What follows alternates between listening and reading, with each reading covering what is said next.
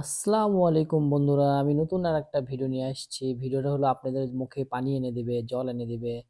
আর নিজেদের গাছে যখন থাকে তখন ভালো লাগে না। এখন আমাদের গাছের নাই, তাই মানুষের গাছের কারেঙ্গা পাড়ে নিয়ে এসে আমরা এখন খাচ্ছি। আর এই কারেঙ্গাটা খাওয়ার জন্য আমি বসে আছি, কারেঙ্গা কাটতেছে আর আমার মুখে পানি চলে আসছে। আর এই দিকে শুকনো মরিচ ভাজা হয়ে গেছে, শুকনো মরিচ দিয়ে আজকে খাওয়া হবে ইনশাল্লাহ, সেই রকম একটা টেস্ট। এই যে সুন্দর একটা মাখামাখি চলছে, এবং দেখেন এটা মাখার জন্য কি করা হয়েছে।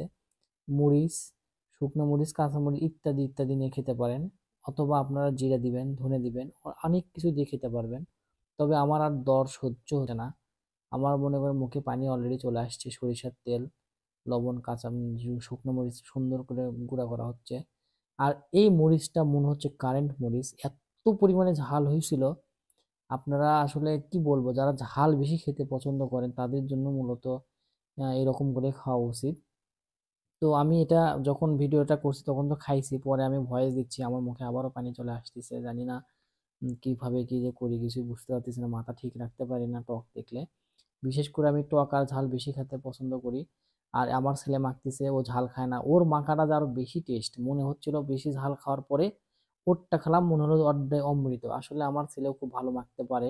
আমাদের জায়গা থেকে দেখেন কি সুন্দর করে মাখতেছে। ওর ও কিন্তু মরিচ ছাড়া শুধু তেল আর লবণ দিছে, আর ওরটা লবণ একটু বেশি হয়েছিল। যদি এরকম ভিডিও